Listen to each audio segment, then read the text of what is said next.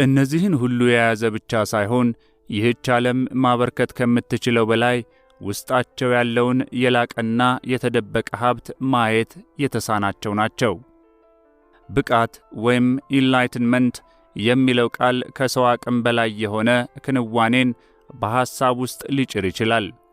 ከዚህ በኋላ ኢጎ እያልን የምንጠራው የውሸቱ ማንነታችን ብቃትን በዚህ መልኩ ማየት ይፈልጋል። ይሁን እንጂ ይህ ብቃት ከተፈጥሯዊ መሆን ጋር ያለህን የአንድነት ስሜት ሊለካና ሊወድም ከማይችለው ተጻራሪ በሚመስል መልኩም በመሰረቱ አንተ ከሆነውና ግን ደግሞ ካንተ የላቀ ነገር ጋር ያለህን ቁርኝት የሚገልጽ ሁኔታ ነው። እውነተኛ ተፈጥሮህን ከስምና ከነገር በላይ መፈለግንም ያመለክታል። ይህን ቁርኝት መገንዘብ አለመቻል ራስህን ከራስህ ብሎም ከአካባቢ የመነጠል ብዥታን ይፈጥራል። ከዚህ በመነሳት ራስህ አውቀህም ሆነ ሳታውቅ እንደ የተነጠለ ግማድ ማየት ትጀምራለህ። ፍርሃት ውስጥህ ይነግስና ከውስጥም ከውጭም ጋር መጋጨትህ የተለመደ ይሆናል። ቡድሃ የስቃይ መጨረሻ በማለት ለብቃት የሰጠውን ቀላል ትርጉም እወደዋለሁ። እዚህ ላይ ምንም ከሰው አቅም በላይ የሚባል ነገር የለም አለ እንዴ? በርግጥ እንደ ትርጉም አባባሉ ምሉ አይደለም። የሚነግርህ ብቃት ማለት ምን ማለት እንዳልሆነ ነው። አለመሰቃየት። ስቃይ ሲያበቃ የሚቀረው ምንድን ነው? ቡድሃ ይህንን በዝምታ ነው ያለፈው። ዝምታውም መልሱን ለራስህ መፈለግ እንዳለብህ እንደ አመላካች አድርገህ ልትወስደው ትችላለህ። ተጻራሪ ትርጉም የሰጠው አእምሮህ እንደወረደ መታመን እንዳለበት ወይም ከሰው አቅም በላይ እንደሆነ ነገር አድርጎ እንደማይወስደውና ለማሳካት አዳጋች የሆነ ግብ እንዳይሆንብህ ለማድረግ ነው።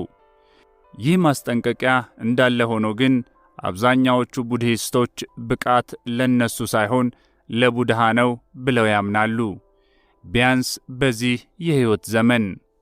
መሆን ወይንም ቢንግ የሚለውን ቃል ትጠቀማለህ? ምን ለማለት እንደፈለግ ማብራራት ትችላለህ?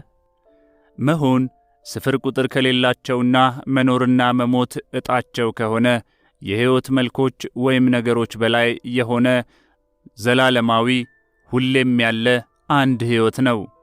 ይሁን እንጂ መሆን ከሕይወት መልኮች በላይ ብቻ ሳይሆን በእያንዳንዱ ነገር ውስጥ የሚገኝ የማይታይና የማይወገድ ጥልቅ ፍሬ ነገርም ነው።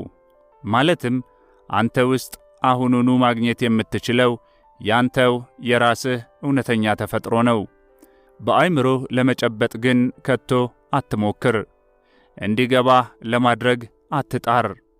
ማወቅ የምትችለው አእምሮህ የተረጋጋ ወይም ጸጥ ያለ ጊዜ ነው። አሁን ላይ ስትሆን ሙሉ ትኩረትህ በብርቱ አሁን ላይ ሲሆን የመሆን ስሜት ይሰማሃል። በአእምሮ ግን ፈጽሞ ሊገባህ አይችልም። ብቃት ማለት የመሆንን ልብ መልሶ ማግኘትና በዚያ በንቃት ስሜት ወይም ፊሊንግ ሪላይዜሽን ውስጥ መጽናት ማለት ነው። መሆን ስትል ስለ እግዚአብሔር ነው የምታወራው? ከሆነስ ለምን በግልጽ አትለው? እግዚአብሔር የሚለው ቃል ለብዙ ሺህ ዘመናት ያላግባብ ጥቅም ላይ ስለዋለ ትርጉም አልባ ሆኗል። አንዳንዴ ቃሉን እጠቀማለሁ፣ ይሁን እንጂ በልክ ነው።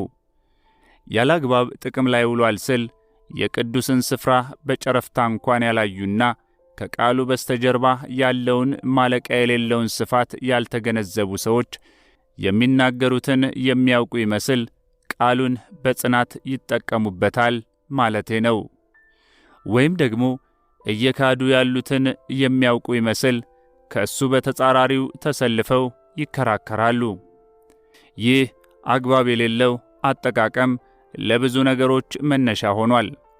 ከነዚህም ውስጥ ለትርጉም አልባ እምነቶች፣ ክርክሮች፣ ለውስጣዊ የውሸት ማንነት ወይም ኢጓዊ መዘላበዶች፣ ለምሳሌ የኔ ወይም የኛ እግዚአብሔር ነው ትክክለኛው እግዚአብሔር፣ ያንተ እግዚአብሔር ትክክለኛው አይደለም፣ ወይም የኒቼ ዝነኛ አባባል እግዚአብሔር ሞቷል እስከ ማለት አንደርድሯል። እግዚአብሔር የሚለው ቃል የተዘጋ ሐሳብ ሆኗል። ቃሉ ሲነገር ወዲያውኑ አንድ ምስል ይፈጠራል። ምናልባትም እንደ ድሮ የአንድ ባለ ነጭ ሽበት ሽማግሌ ሳይሆን ካንተ ውጭ የሆነ የአንድ ሰው ወይም ነገር ምስል በአእምሮ ይቀረጻል። አዎ፣ ያለ ጥርጥር የአንድ ተባዕት ሰው ወይም ነገር ምስል። ከቃሉ በስተጀርባ ያለውንና በቃል መግለጽ የማይቻለውን እውነታ ግን እግዚአብሔርም ይሁን መሆን ወይም ሌላ ቃል ሊገልጸው አይቻለውም። ስለዚህ ብቸኛውና ጠቃሚው ጥያቄ ቃሉ የሚያመለክተውን ያን በተግባር ለመሆን በሚደረግ ጥረት ይህ ቃል አጋዥ ነው ወይስ አደናቃፊ የሚለው ነው። ቃሉ ከራሱ አልፎ ዘላቂና መግለጽ የማይቻለውን እውነታ ይገልጻል ወይስ የምታምነው አእምሮ ውስጥ ያለን ሐሳብ ወይም ጣዖትን ነው? መሆን የሚለው ቃል ምንንም አይገልጽም። እግዚአብሔር የሚለውም እንዲሁ። መሆን ግን ክፍት ሐሳብ በመሆኑ ጠቃሚ ነው። የማይወሰነውንና ዘላለማዊ የሆነውን ወደ ውስን አካልነት አያወርደውምና። ስለ መሆን የአእምሮ ምስል መፍጠር ፈጽሞ አይቻልም። ማንም መሆንን የብቻ ንብረት ሊያደርገው አይችልም። ያንተ ፍሬ ነገር ከመሆኑም በተጨማሪ በቅርብ የምታገኘው አሁን ላይ የመሆን ስሜት ነው። ከእኔ ይህ ነኝ ያ ነኝ በፊት ያለ እኔ ነኝነትህ ነው። ስለሆነም መሆን ከሚለው ቃል ተነስቶ መሆንን በተግባር ወደ መሆን የሚወስደው ርቀት በጣም ትንሽ ነው። ለዚህ የመሆን እውነታ ተግባራዊነት ትልቁ መሰናክል ምንድን ነው? ሐሳብን ተደጋጋሚ ውስጣዊ ግፊት እንዲሆን የሚያደርገው ራስን ከአእምሮ ጋር ማዋሃድና ሐሳብን መግታት ያለመቻል ክፉ መቅሰፍት ነው። ይሁን እንጂ ሁሉም ዘንድ ያለ ስቃይ ስለሆነ በቀላሉ ልብ አይባልም። ስለሆነም እንደ ተለመደ ተግባር እንወስደዋለን። ይህ ማቆሚያ የሌለው የአእምሮ ጩኸት ከመሆን ጋር አንድ የሆነው ውስጣዊ የእርጋታ ቦታ ላይ እንዳትቆናጠጥ እንቅፋት ይሆናል። ፍርሃትና መከራን የሚያጠላ አእምሮ የፈጠረው የውሸት ማንነትን ይወልዳል። ይህን ቆይተን በጥልቀት እናየዋለን። ፈላስፋው ዴካርት አስባለሁ ስለሆነም ነኝ የሚለውን ታዋቂ አባባል በተናገረ ጊዜ በጣም መሠረታዊ የሆነ እውነታ አገኘሁ ብሎ አምኖ ነበር። ይሁን እንጂ የገለጸው በጣም መሠረታዊ ስህተትን ነበር።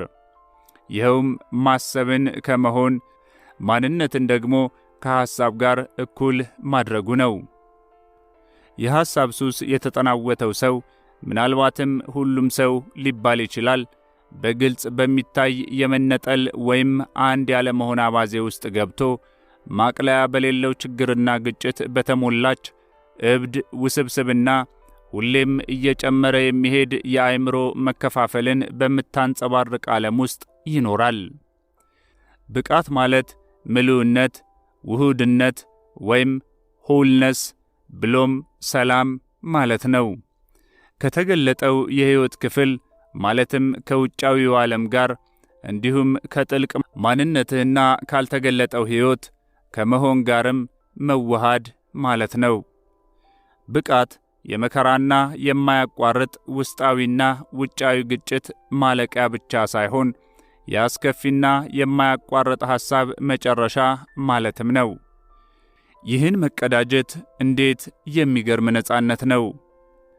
ራስን ከአእምሮ ጋር አንድ ማድረግ እውነተኛ ግንኙነቶችን የሚጋርድና ብርሃን የማያስተላልፍ የሐሳቦች፣ የምልክቶች፣ የምስሎች፣ የቃላት፣ የፍርዶችና የትርጉሞች መጋረጃ ይፈጥራል።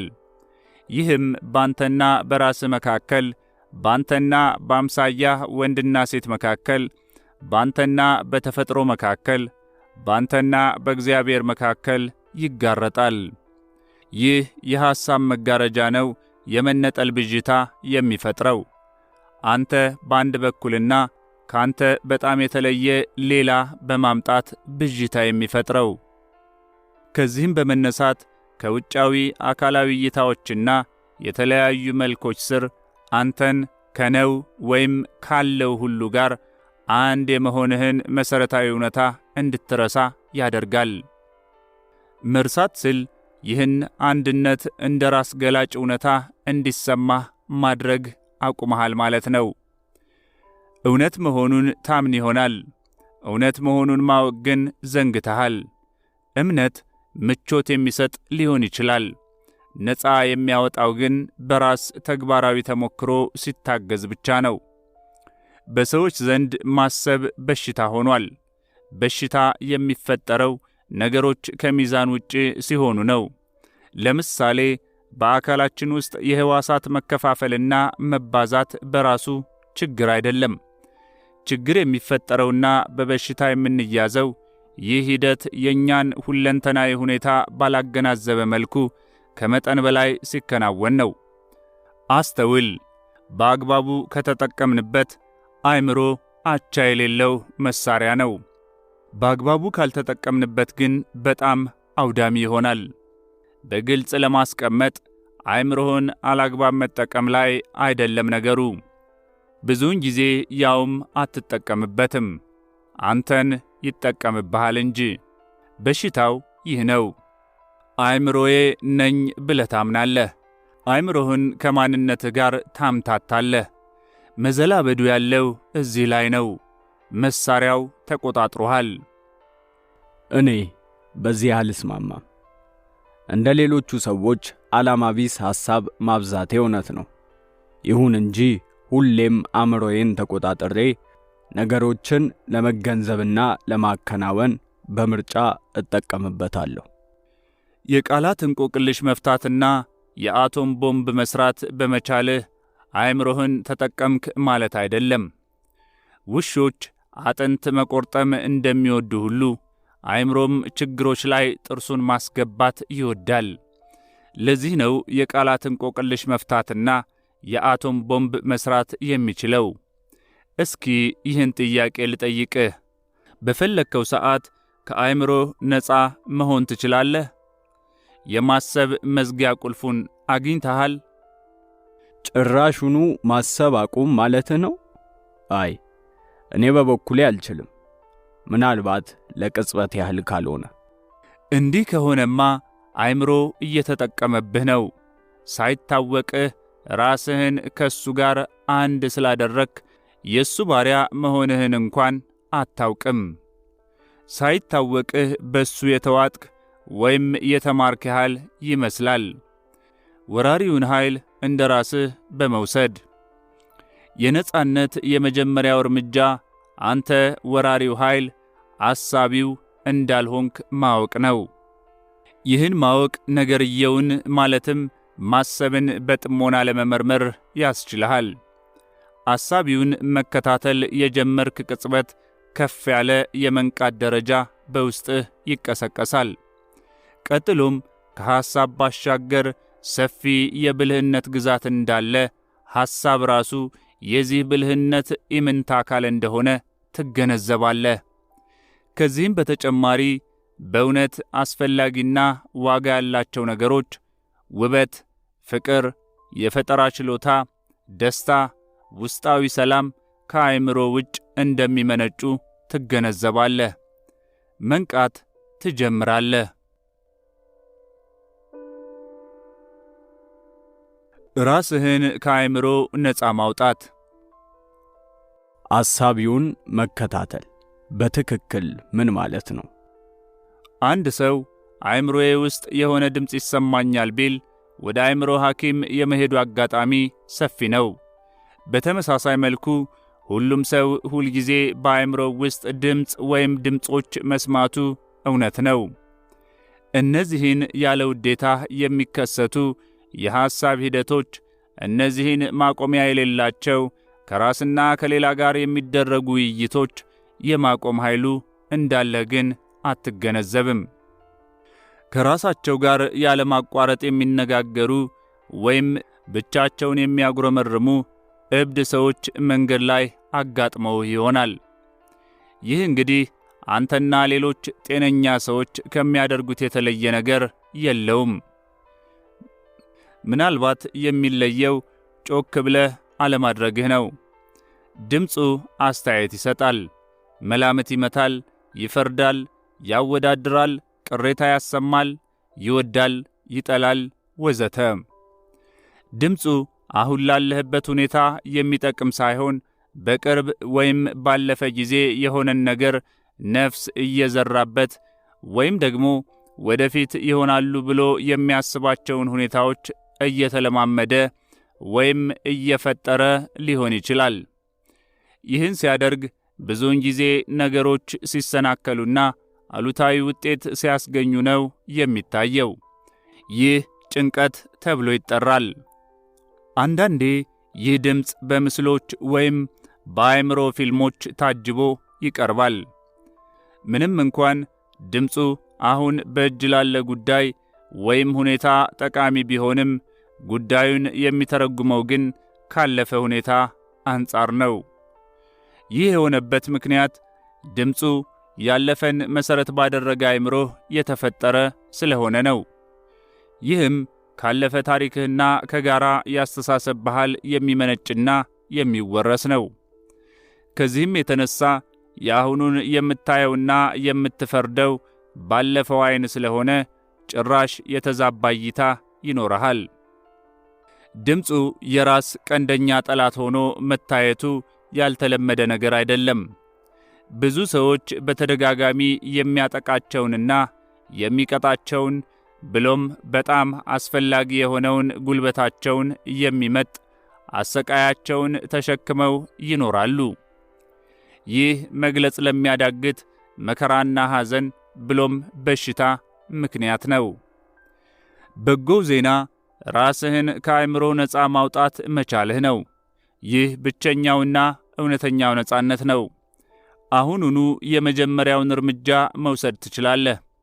ራስህ ውስጥ የሚንሾካሾከውን ድምፅ በማዳመጥ ጀምር። በተለይ ደግሞ ልብ ማለት የሚገባህ እነዚህን ተደጋጋሚ የሐሳብ አካሄዶች፣ እነዚህ ለብዙ ዓመታት በአእምሮ ውስጥ ሲዘፍኑ የቆዩ የድሮ የሙዚቃ ሸክላዎችን ነው። አሳቢውን መከታተል ስል ይህን ማለቴ ነው። በሌላ መንገድ ሲገለጽም ጭንቅላትህ ውስጥ ያለውን ድምፅ አዳምጥ። እንደ ታዛቢ ወይም ምስክር አሁን ላይ እዚያው ሁን ማለት ነው። ያንን ድምፅ ስታዳምጥ አድሎ በሌለበት መንገድ ይሁን። ማለትም አትፍረድ ወይም አታውግዝ። ከፈረድክና ካወገዝክ ያንኑ ድምፅ ከኋላ በር እንደገና አስገባህ ማለት ስለሚሆን ብዙም ሳትቆይ ይህን ትገነዘባለህ። ይኸውና ድምፁ፣ እኔም እሱን እያዳመጥኩና እያየሁት ነኝ። ይህ የኔ እንትነኝ ግንዛቤ ወይም ይህ ሁኔታው ውስጥ የመሆን ስሜት እንጂ ሐሳብ አይደለም፣ ከአእምሮ ባሻገር የሚመነጭ ነውና። ስለዚህ ሐሳብህን ስታዳምጥ ሐሳብ ውስጥ መሆንህን ብቻ ሳይሆን ራስህ እንደ የሐሳቡ መስካሪ ማወቅንም ይጨምራል። ይህ ሲሆን አዲስ የንቃት ደረጃ ይከሰታል።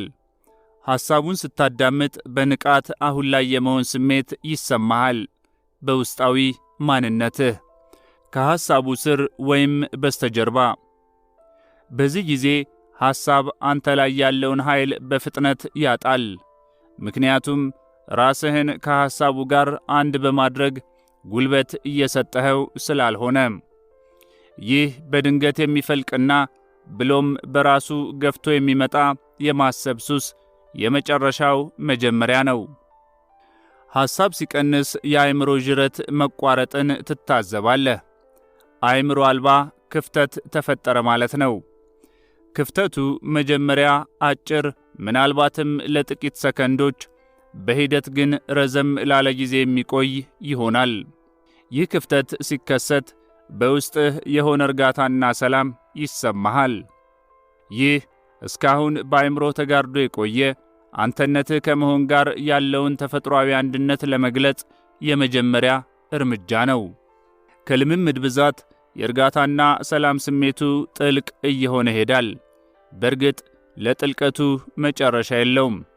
ረቂቅ የሐሴት ስሜት፣ የመሆን ሐሴት ከውስጥ ሲፈነጥቅም ይሰማሃል። ይህ በመደንዘዝ ወይም በመፍሰስ ስሜት ውስጥ መግባት ማለት ፈጽሞ አይደለም። አለመንቃት ወይም ራስን መሳት ብሎ ነገር የለም። ነገሩ የዚህ ተቃራኒ ነው። ለሰላም የሚከፈለው ዋጋ ንቃትን መቀነስ፣ ለእርጋታ የሚከፈለው ዋጋ ደግሞ ጉልበትንና ንቁነትን ማጣት ቢሆን ኖሮ የእነዚህ መኖር ባላስፈለገ ነበር። ከአእምሮ ጋር አንድ ከመሆን ሁኔታ በበለጠ በዚህ ውስጣዊ አለመነጣጠል ውስጥ የተሻለ ንቁ፣ የበለጠ ዝግጁ ነህ። ሙሉ በሙሉ አሁን ላይ ነህ። በዚህም ለአካላዊ ገላ ሕይወት የሚሰጠውን የንዝረት ድግግሞሽ እንዲጨምር ታደርጋለህ። ወደዚህ በምሥራቁ ዓለም አእምሮ አልባ ተብሎ ወደሚጠራው ሁኔታ በጥልቀት ስትገባ የጠራውን መንቃት በተግባር አገኘህ ወይም ሆንክ ማለት ነው። በዚህ ውስጥ መሆንህ በጋለ የሐሴት ስሜት ውስጥ የመሆን ያህል ስለሆነ ከሁሉም ሐሳቦችህ፣ ስሜቶችህ፣ አካላዊ ገላህ እንዲሁም መላው ውጫዊ ዓለም ጋር ሲወዳደር በአንጻራዊነት እነዚህ እዚህ ግቡ የሚባሉ አይሆኑም። እንዲህም ሆኖ ግን ይህ የግለኝነት ወይም የራስ ወዳድነት አመለካከት ሳይሆን ተቃራኒው ነው። ቀደም ብለህ የኔ ማንነት ብለህ ካሰብከው በላይ አርቆ ይወስድሃል። ያ አሁን ላይ መሆን በመሠረቱ አንተው ነህ። ማመን በሚያስቸግር ደረጃም ከአንተነትህ የበለጠ በጣም ትልቅ ነው። እየተናገርኩ ያለሁት ተጻራሪ ወይም ተቃራኒ አባባል ሊመስል ይችላል። ከዚህ በተሻለ መግለጽ የምትችልበት መንገድ ግን የለም። አሳቢውን ከመከታተል ይልቅ የትኩረት አቅጣጫህን ወደ አሁን በመምራት በሐሳብ ጅረት ላይ ክፍተት መፍጠር ትችላለህ። ስለ አሁኗ ቅጽበት ብቻ በሚገባ ንቁ ሁን። ይህ በጣም ጥልቅ እርካታ የሚፈጥር ተግባር ነው። በዚህ መንገድ መንቃትን ከአእምሮ እንቅስቃሴ ከማላቀቅህም በላይ የአእምሮ አልባ ክፍተትን በመፍጠር በጣም ንቁና ዝግጁ ግን ከማሰብ ነፃ ትሆናለህ። ይህ በተመስጦ የማሰላሰል ወይም ሜዲቴሽን ፍሬ ነገር ወይም መሠረት ነው። በዕለት ተዕለት ኑሮ ውስጥ ይህን መለማመድ ትችላለህ። ለምሳሌ በቤትህ ወይም በሥራ ቦታ ያሉትን ደረጃዎች ሁሌም በወጣህና በወረድክ ቁጥር ለእያንዳንዱ እርምጃ፣ ለእያንዳንዱ እንቅስቃሴ፣ ለትንፋሽህም ጭምር ሙሉ ትኩረት ስጥ። ሙሉ በሙሉ እዚያ ሁን። ወይም እጆችን ስትታጠብ ከእንቅስቃሴው ጋር በሚገናኙ ስሜቶች ላይ ትኩረት አድርግ። ለምሳሌ የውሃው ድምፅና ስሜት፣ የእጆችህ እንቅስቃሴ፣ የሳሙናው ሽታ ወዘተ። ወይም ወደ መኪና ስትገባ በሩን ከዘጋህ በኋላ ለጥቂት ሰከንዶች ቁጭ በልና የትንፋሽህን አወራረድ ታዘብ። ጸጥ ላለው ግን ደግሞ ለብርቱ አሁን ላይ የመሆን ስሜት ትኩረት ስጥ።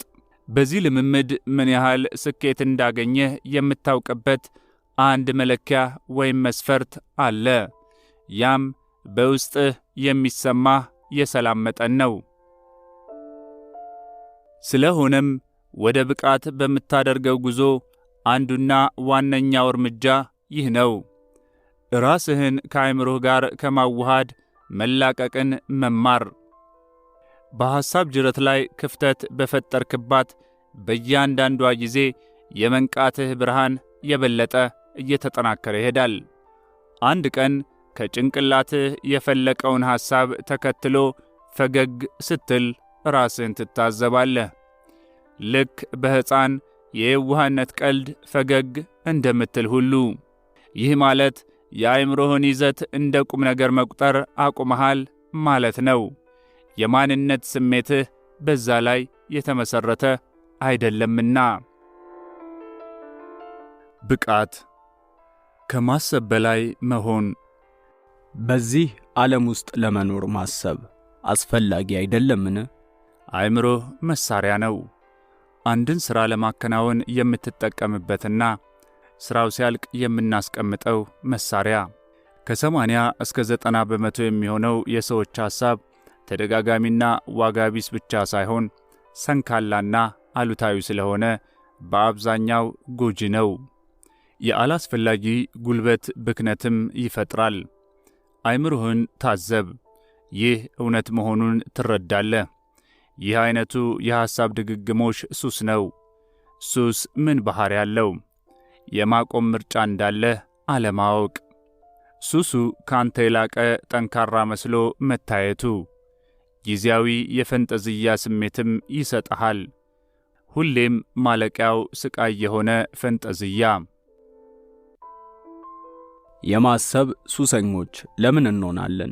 ምክንያቱም ራስህን ከማሰብ ጋር አንድ ስላደረክ፣ ማለትም የማንነት ስሜትህን ከአእምሮህ ይዘትና እንቅስቃሴ ስለምታገኝ።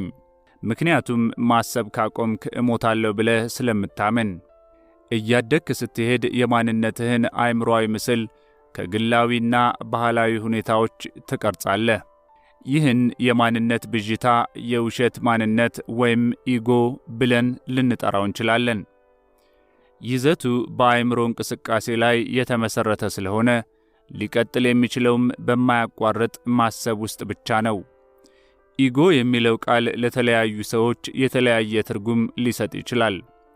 እኔ እዚህ የምጠቀምበት ግን ሳታውቅ ራስህን ከአእምሮህ ጋር በማዋሃድ የምትፈጥረውን የውሸት ማንነት ለመግለጽ ነው። ለኢጎ የአሁኗ ቅጽበት የሚባል ነገር የለም። ሳንሸነፍ ዓላማችንን ለመሙላት የነበረን ስሜት፣ አብረን ስንራብ፣ ስንጠማ፣ ስንሰበሰብ፣ ስንዋጋ የነበረን የእርስ በርስ ፍቅር፣ መተሳሰብና ጓዳዊ አመለካከት በቀላሉ ከጭንቅላት ሊወጣ የሚችል ስላልሆነ ከኔም ጋር እስከ ሕይወቴ ፍጻሜ አብሮኝ ይኖራል።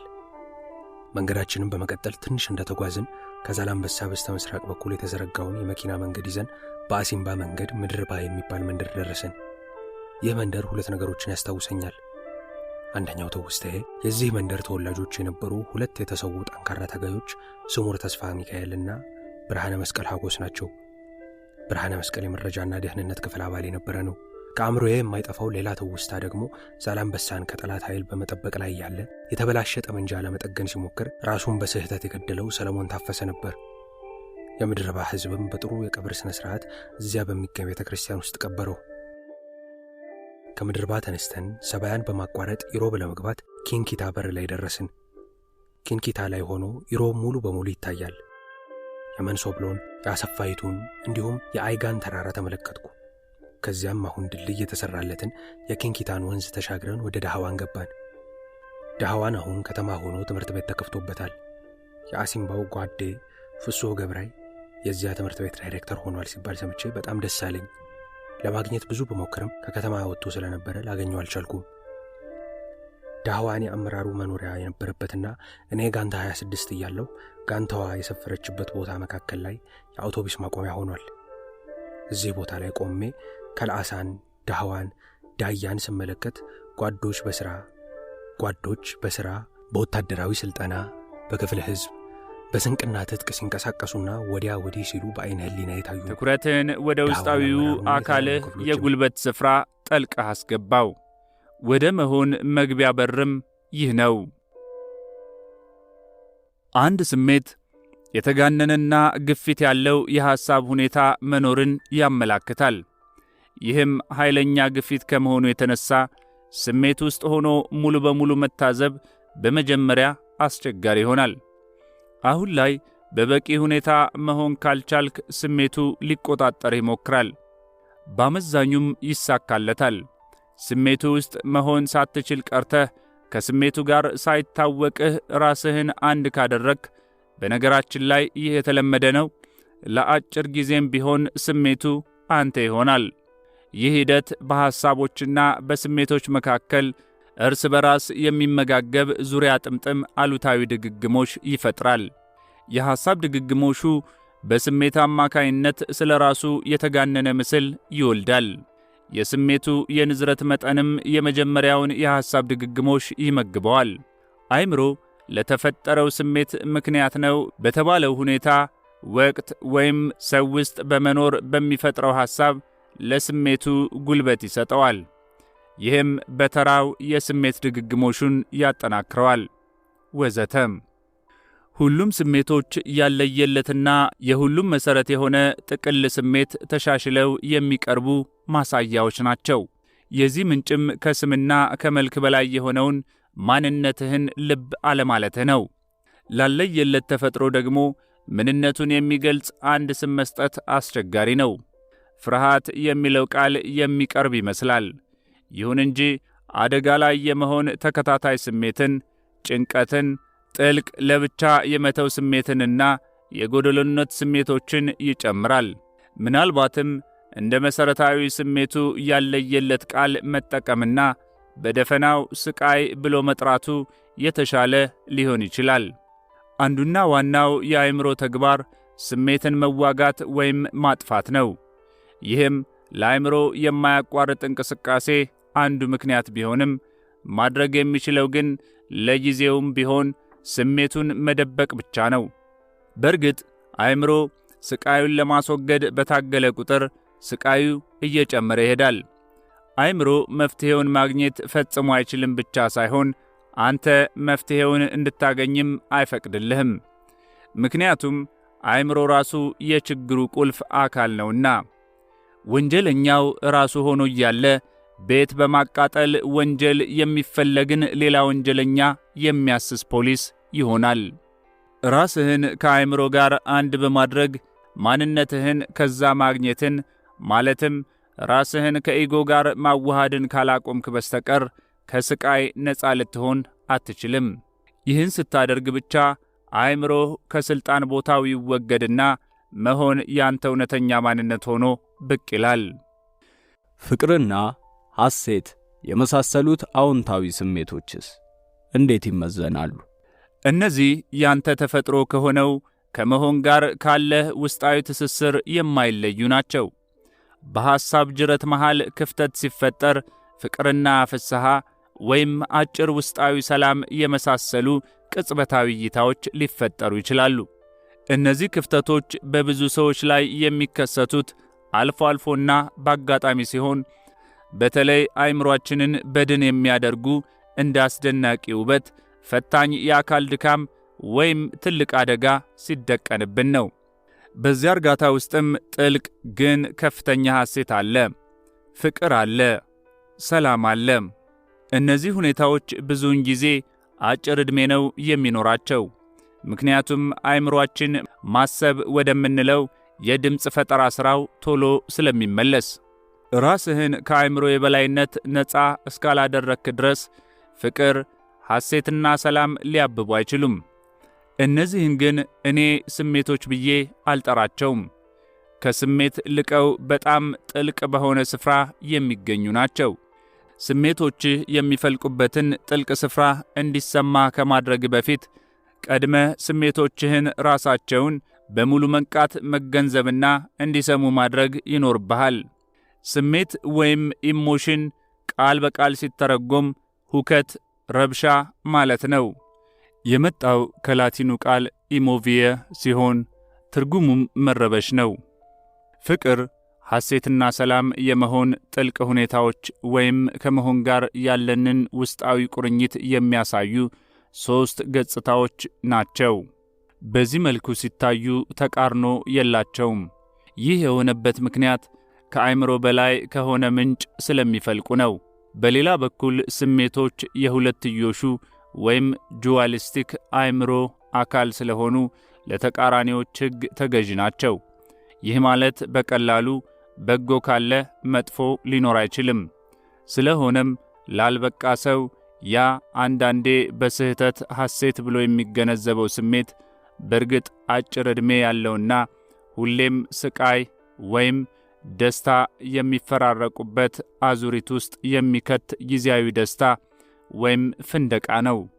ፍንደቃ ሁሌም ካንተ ውጭ ከሚገኝ ነገር የሚመነጭ ሲሆን፣ ሐሴት ግን ከውስጥህ የሚፈልቅ ነው። ዛሬ ጊዜያዊ ደስታ የሰጠህ ነገር ነገ ስቃይን ያስከትልብሃል ወይም ጥሎ ይሄዳል። ስለሆነም የነገሩ አለመኖር በራሱ ስቃይ ይፈጥርብሃል።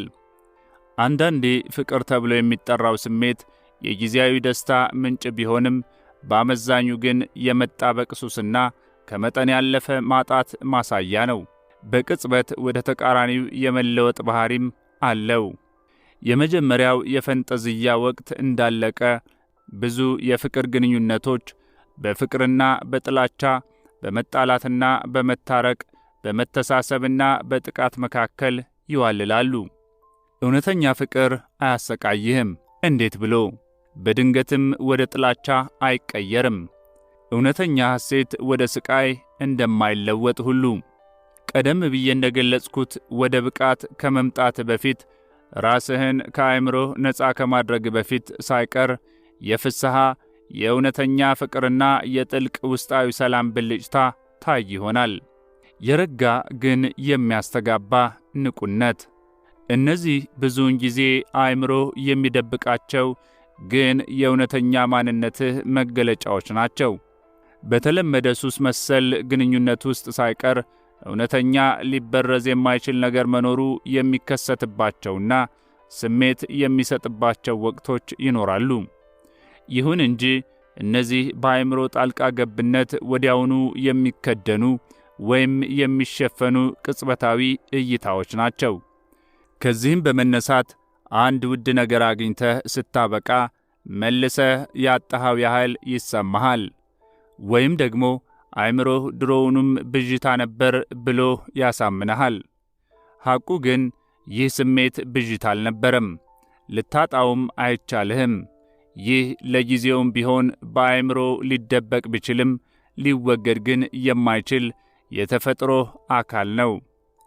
ሰማዩ በከባድ ደመና ቢሸፈንም ፀሐይ ግን አልጠፋችም፣ ከደመናዎች ወዲያ አለች። ቡድሃ ስቃይ ወይም መከራ የሚመነጨው ከፍላጎት ወይም ከፍ ካለ ጉጉት ነው። ከስቃይ ነፃ ለመሆንም የፍላጎትን ሰንሰለት መበጠስ አለብን ይላል። ሁሉም ጉጉቶች አእምሮ ከመሆን የሚገኘውን ሐሴት ለመተካት ሲል ከውጫዊ ነገሮችና ወደፊት ከሚመጣው ጊዜ ደህንነትን ወይም የምኞት ስኬትን ለመጨበጥ የሚያደርገውን ጥረት ያሳያሉ። እኔ አእምሮዬን እስከሆንኩኝ ድረስ እኔ እነዚያ ጉጉቶች፣ እነዚያ ፍላጎቶች፣ እነዚያ አስፈላጊ ነገሮች፣ እነዚያ ግንኙነቶች እና ጥላቻዎች ነኝ። ከነዚህ ውጭም እኔ የሚባል የለም። ወደፊት መሆን የሚችል ገና ያልተተገበረ እምቅ ችሎታ፣ ገና ያልበቀለ ዘር ካልሆነ በስተቀር። በዚህ ሁኔታ ውስጥ ነፃ የመሆን የመብቃት ፍላጎት ሳይሆን ሌላ ጉጉት ወይም ስኬት ወይም ወደፊት ምሉ የመሆን ፍላጎት ብቻ ይሆናል። ስለዚህ ከፍላጎት ነፃ ለመሆን ወይም ብቃትን ለማግኘት ፍለጋ ውስጥ አትግባ። አሁን ላይ ሁን። እንደ አእምሮ ታዛቢ እዚያው ቆይ። ቡድሃን ከመጥቀስ ይልቅ ቡድሃን ሁን። ብቃትን ያገኘ ወይም የበቃ ሁን። ቡድሃ ማለት ይህ ነውና የሰው ልጆች ከቅድስና በታች ከወደቁበት በጊዜና በአእምሮ መዳፍ ውስጥ ከገቡበት ሰዓትና የመሆን ንቃት ካጡበት ጊዜ ጀምሮ ለዘመናት በስቃይ ተቀፍድደው ኖረዋል። እዚያ ደረጃ ከወደቁበት ጊዜ ጀምሮ ራሳቸውን በባዕድ ዩኒቨርስ ውስጥ እንደሚኖሩ ትርጉም አልባ ክፍልፋዮች ወይም ፍንጣሪዎች ከምንጩ ብሎም ከራሳቸው ጋር ምንም ግንኙነት የሌላቸው አድርገው ማየት ጀምረዋል። ራስህን ከአእምሮ ጋር አንድ አድርገህ እስካየህ ወይም በመንፈሳዊ አነጋገር እስካልነቃህ ድረስ ስቃይ አይቀሬ ነው። እኔ እዚህ ላይ በመሠረቱ የማወራው የአካላዊ ስቃይና የአካላዊ በሽታ ዋና ምክንያት ስለሆነው የስሜት ስቃይ ነው። ጥላቻ፣ ቅሬታ፣ በራስ ማዘን፣ የአጥፊነት ስሜት፣ ድብርት፣ ቅናት ወዘተ። ትንሿ የንዴት ስሜት ሳትቀር ሁሉም የስቃይ አይነቶች ናቸው። እንዲሁም እያንዳንዷ ደስታ ወይም ስሜታዊ ልህቀት በውስጧ የስቃይ ዘር ይዛለች፣ ከጊዜ በኋላ የሚከሰት የማይለያት ተቃራኒዋን። በስሜት ለመጦዝ ወይም ከፍ ለማለት ፈልጎ አደንዛዥ ዕፅ የወሰደ ሰው እንደሚያውቀው ሁሉ ጡዘቱ ወደ ታች መውረዱ፣ ደስታው ደግሞ ወደ ስቃይ መቀየሩ አይቀሬ ነው። ብዙ ሰዎችም የፍቅር ግንኙነት ከደስታ ወደ ስቃይ እንዴት በቀላሉና በቶሎ እንደሚቀየር ከራሳቸው ተሞክሮ ያውቃሉ። ከፍ ካለ እይታ ሲታዩ ሁለቱም የአዎንታዊና የአሉታዊ ጫፎች የአንድ ሳንቲም ገጽታዎች ናቸው። ሁለቱም ከአእምሮ ጋር ራሱን አንድ ካደረገ ኢጎ የማይለዩ የስቃይ አካሎች ናቸው። ስቃይ ሁለት ደረጃዎች አሉት። አሁን የምትፈጥረው ስቃይና ካለፈው ጊዜ የመነጨና አሁንም በአእምሮህና በአካልህ የሚኖር ስቃይ። አሁን ላይ ስቃይ መፍጠርን ማቆምና ያለፈን ስቃይ ማስወገድ። ስለዚህ ይሆናል ቀጥሎ የማወሳው።